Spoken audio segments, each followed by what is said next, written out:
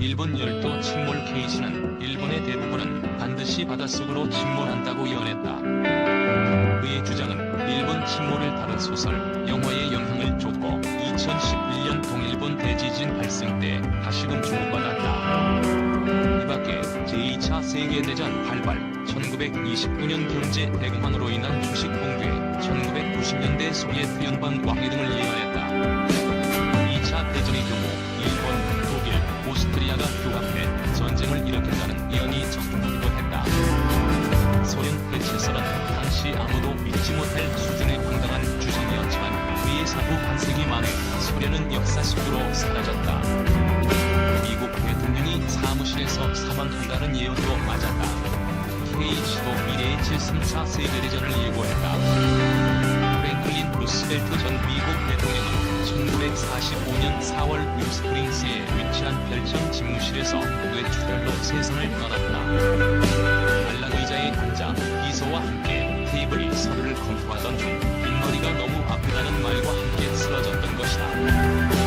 케네디 대통령 피살, 1975년 미국의 베트남전 패퇴, 1986년 체르노빌 원전 사고 등을 적중시켰다. 1963년 전 대포 케이시는 미국 대륙 곳곳이 파괴될 것이라고 점쳤다. 아직 실현되지 않았거나 틀린 예언도 있다. 뉴욕, 로스앤젤레스, 샌프란시스코 등 주요 도시 대부분이 몰락할 것이라고 했다. 남극과 북극의 위치가 뒤바뀌고 대지진이 일어나 캘리포니아가 물에 잠길 거라고 했다. 1968년 중국이 기독교 국가가 될 것이라는 예언도 빗나갔다. 현재까지 미국 도시는 이상이 없다. 케이시의 추종자들은 그의 예언이 보물찾기와도 같은 것이라고 했다. 궤변도 있다. 해안가의 모든 땅을 파내도 보물이 없는 이유는 두 가지다. 예전에 누가 숨겨진 보물을 파냈거나 앞으로 이곳에 보물이 묻힐 수도 있기 때문이다. 케이시는 생전 지상의 인간에게 신의 목적을 이해시키는 게 내 인생의 이유라고 말했다. 세계의 대이변을 민초들에게 미리 알려주기 위해 우주와 소통하는 초능력을 발휘했다는 것이다. 사실 그의 주장과 능력은 이성적으로 이해하기 어렵다. 다만 생명은 오늘 해야 할 일을 위해 존재한다는 그의 명언은 들을 만하다. 자연의 선의를 존중하고 평생 약자들을 위로해준 선의만큼은 추종해도 괜찮을 것이다. 일본, 중국 미사일 발사에 긴장 고조 행위 강하게 반대. 일본 정부는 27일 중국의 대함 탄도미사일 시험 발사에 대해 남중국해의 긴장을 높이는 어떤 행위에도 강하게 반대한다고 밝혔다. 일본 정부 대변인인 스가 요시히데 관방장관은 이날 오전 청내 브리핑에서 전날 중국이 남중국해를 향해 탄도미사일을 시험 발사한 것에 대한 대응 등을 묻자 이같이 답변했다. 앞서 홍콩 사우스 차이나 모닝 포스트는 전날 소식통을 인용해 중국이 항공모함 킬러로 불리는 둥펑-26B와 대함 탄도미사일인 DF-21D 등 두 발의 중거리 미사일을 남중국해를 향해 발사했다고 보도했다. 스가 장관은 최근 중국의 남중국해 활동에 대해서는 우려를 가지고 주시하고 있으며 남중국해를 둘러싼 문제는 지역의 평화와 안정이 직결되기 때문에 우리나라를 포함한 국제사회의 정당한 관심사항이라고 강조했다. 그는 남중국해 문제는 모든 당사국이 국제법에 기초해 분쟁의 평화적 해결을 위해 노력하는 것이 중요하다는 점을 공유해가고 싶다고 덧붙였다. 중국은 남중국해 주변을 따라 남해 구단선을 긋고 나서 구단선 내 곳곳에 인공섬을 건설하고 있으며 남중국해의 90%에 대한 영유권을 주장해 주변국은 물론 항행의 자유를 주장하는 미국과도 마찰을 빚고 있다. 한편 스가 장관은 미국 시장으로부터 퇴출 위기에 처한 중국의 인기 소셜미디어 틱톡에 대해 일본 지자체도 개인정보 유출 우려로 공적 정보 발신 수단에서 제외하는 사례가 늘고 있는 것에 대해서는 특정 서비스에 대한 논평은 삼가겠다며 직접적인 언급은 회피했다. 그는 다만 일반적으로 인터넷 서비스를 이용할 때는 개인이 특정되는 정보의 게재와 등록에 충분히 주의하는 것이 중요하므로 그런 유의점에 대해서는 정부로서도 내각 사이버 보안센터를 중심으로 주지 노력을 하고 있다고 밝혔다. K9 자주포, 호주 육군도 뚫었다. 1조 원 규모 수출 쾌거 한화 디펜스의 K9 자주포가 합의. 혼란 폴란드와 인도, 핀란드, 노르웨이, 에스토니아를 넘어 오세아니아에도 진출한다. 한화 디펜스는 세계적인 강대국 호주와 대규모 수출 계약을 따내며 한국산 무기의 우수성을 증명했다. 호주 국방부는 3일 K9 자주포를 생산하는 한화 디펜스를 호주 육군 현대화 프로젝트 중 하나인 랜드 8116 자주포 획득 사업의 우선 공급자로 선정했다고 발표했다. 한화 디펜스는 호주 법인을 주축으로 호주 정부와 제안서 평가와 가격 협상 등을 진행한 후 내년 최종 계약을 체결할 예정이다. 이번 사업에는 1조 원가량의 예산이 편성돼 있다. 한화 디펜스는 계약이 순항할 경우 K9 자주포 30문과 K10 한야군반 장갑차 15대, 기타 지원 장비를 납품하게 된다. 대한민국 대표 방산 수출 장비인 K9은 155mm, 52구경장 자주포로 압도적인 화력과 높은 기동성을 자랑한다. 호주에는 방위력과 감시, 정찰 능력이 한층 강화된 최신 K9 장비가 납품될 예정이다. 한 번에 104발의 포탄을 적재할 수 있는 K10 한야군반 장갑차도 AARV 규정으로 생산될 예정이다. 리차드 조 호주법인 대표는 현지 자주포 생산 및 정비 능력을 구축해 최고 성능의 장비를 호주 육군에 제공할 계획이라 호주군을 통한 K9의 성능 개선 활동이 K9 계열 장비를 운영 중인 다른 국가들에게도 적용될 수 있도록 최선을 다하겠다고 밝혔다. K9 자주포의 호주 지역 진출은 호주 사업 도전 10년 만에 결실을 이루게 됐다. K9 자주포는 앞선 2010년에도 호주 육군 자주포 사업의 최종 우선 협상 대상 장비로 선정됐지만 현지 사정으로 2012년 사업이 중단된 바 있다.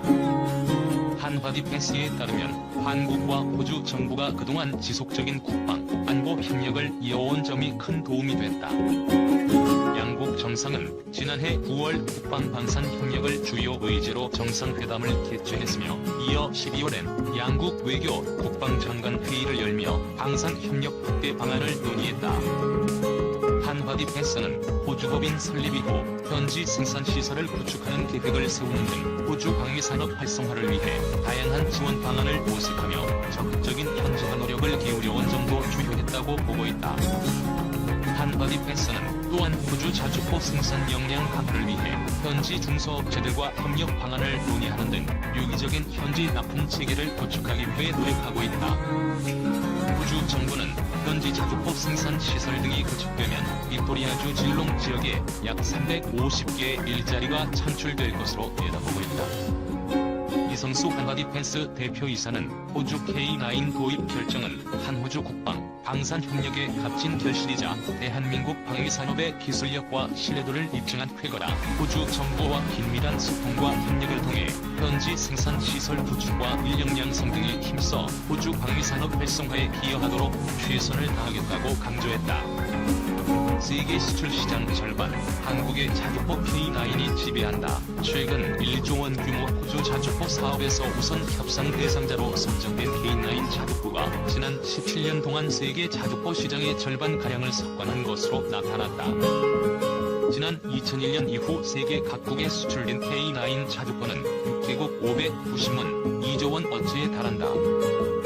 호주 자주포 사업에서도 최종 선정될 경우 총 수출액은 3조 원에 이르게 된다. 우리 국산 무기종 수출 시장에서 가장 큰 효자 노릇을 하고 있다는 평가다. 지금까지 K9이 진출한 나라는 터키, 폴란드, 인도, 핀란드, 노르웨이, 에스토니아 등이다. 호주 정부는 지난 3일 K9 자주포를 육군 현대화 프로젝트 중 하나인 랜드 8116 자주포 획득 사업의 우선 협상 대상자로 선정했다고 발표했다. K9 제작사인 한화 디펜스는 호주 법인을 주축으로 호주 정부와 제안서 평가 및 가격 협상 등을 진행한 후 양산 계약을 체결할 예정이다. 계약이 성사되면 1차로 K9 자주포 30문과 K10 한야군반 장갑차 15대를 납품하게 된다. 총 사업 예산은 1조 원에 달할 것으로 예상된다. 호주 수출 성공 시 영국, 미국 등 파이브아이즈 국가 진출률이 K9은 호주 사업 도전 10여 년 만에 수출 성공을 눈앞에 두게 됐다. 삼성 테크윈이 K9을 만들던 때인 지난 2010년에도 경쟁 입찰을 뚫고 호주 육군 자주포 사업 우선 협상 대상자로 선정됐었다. 하지만 호주 정부가 갑자기 예산 문제 등을 이유로 2012년 사업을 취소하는 바람에 물거품이 됐다. 호주는 그 뒤 자주포 대신 값싼 견인포를 도입했다가 한계를 느끼고 다시 K9 자주포를 찾게 된 것이다. 호주 사업 성공에는 적극적인 현지화 노력이 큰 도움이 됐다. 한화디 패스는 멜버른에서 1시간 거리인 빅토리아주 질롱시에 K9 현지 생산 시설을 구축할 예정이다.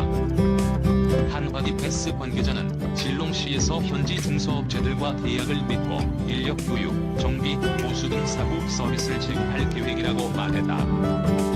방산 전문가들은 K9이 호주 수출에 성공하면 영국, 캐나다 등 영연방 국가들은 물론 미국 시장 진출에도 돌파구가 열릴 것으로 기대하고 있다. 이성수 한화디 패스 사장은 호주는 하이라이즈의 일원으로 영향력이 큰 국가라며 선진국의 까다로운 심사를 뚫어내면서 한국 무기의 수출 길도 더욱 넓어질 것으로 기대된다고 말했다. K9은 국방과학연구소와 한화디 패스 등이 90년대 말 개발한 육군의 주력 자주포다. 1100문이 실전 배치됐고 연평도 포격 도발 등 실전에도 투입됐다. 자동화된 사격 통제 장비, 포탄 이송 및 장전 장치를 탑재했다. 15초 이내에 최대 3발, 3분 동안 연속 18발을 사격할 수 있어 신속하게 적을 제압할 수 있다. 길이는 12m, 중량은 47톤, 최고 속도는 시속 67km다. 길이 8m에 달하는 52구경전 155mm 포를 장착하고 있다. 1문당 가격은 40억에서 50억 원이다.